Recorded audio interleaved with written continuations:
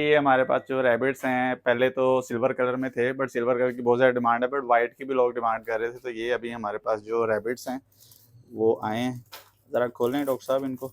ये ऊपर लिखा भी इन्होंने डॉक्टर हुआ है, ये पता नहीं कौन सा डॉक्टर, क्या डॉक्टर लिखा हुआ है। डॉक्टर के सीजर है, खोलें जी ज़रा। ये है इसके अंदर।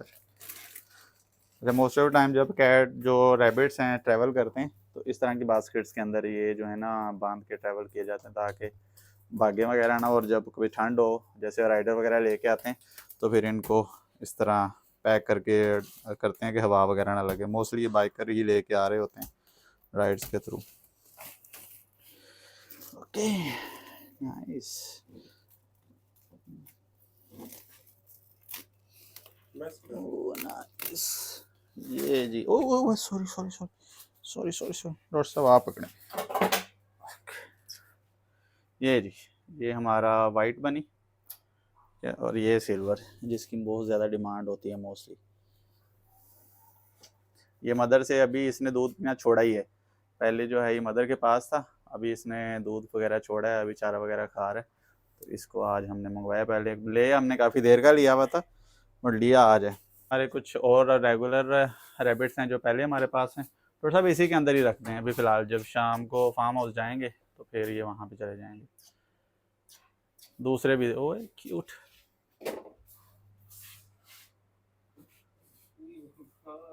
ये तो पूरी फैमिली हो गई है। रखें रखें, ये बड़ा नहीं है इससे जी, बहुत बड़ा। ये तो, ओ नाइस, ये सबसे बड़ा है। वो दूसरा भी है एक और, जगह थोड़ी हो गई, बंदे ज़्यादा हो गए। इंशाल्लाह वो आ जाएगा डिस्प्ले से, तो फिर बंदे पे बंदा चढ़ा हुआ है, रैबिट पे रैबिट चढ़ा हुआ है। चलो जी, दुकान लग गई फॉर सेल।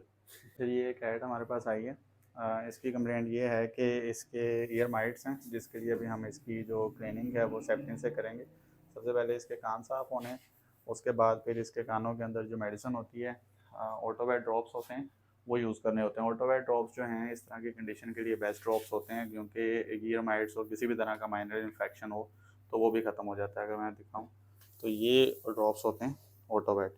तो ये ईयर माइट्स का अगर किसी भी कैट को मसला हो या डॉग को, तो ये ड्रॉप्स, और इवन ईयर माइट के अलावा अगर कोई और इन्फेक्शन भी हो माइनर, तो ये उसको भी कवर करते हैं। तो इसका सिंपल दो चीज़ें आपके पास होनी चाहिए।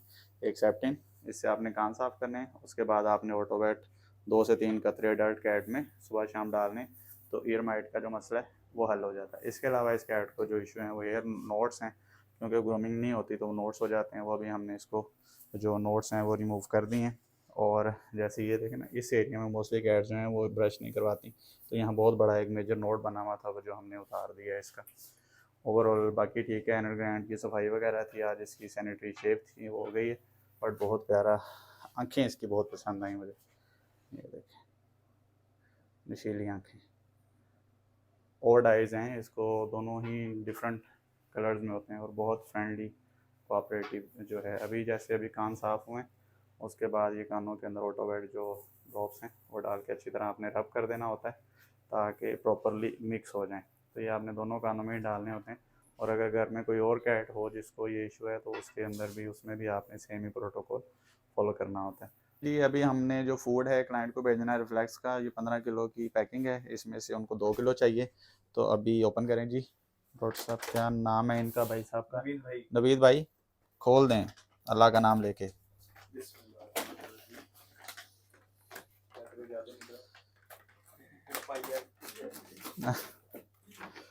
बस ठीक है, अब निकालें ज़रा, शॉपर लेके आए, भर दें। वेट मशीन और ग्लव्स पहन के भाई, ऐसे नहीं, ग्लव्स पहने पहले, फिर इसको आपने इसमें से उठाना है, ऐसे ग्लव्स के बगैर तो बिल्कुल भी नहीं। ये कैट हमारे पास आई है, जैसे कि आप बैकग्राउंड में देख सकते हैं, इसका नाम है जानू। और जानू जो है ये दिसंबर में हमारे पास आई थी, और इसकी कंप्लेंट ये थी कि इसकी टांग टूटी हुई थी। और अभी आज वैक्सीनेशन के लिए आए, बट इसकी जो टांग है अल्हम्दुलिल्लाह वो जुड़ चुकी है। छोड़िए ज़रा इसको थोड़ी देर, चलाएँ।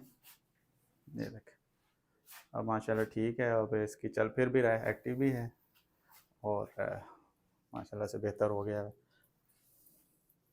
पास एक केस है।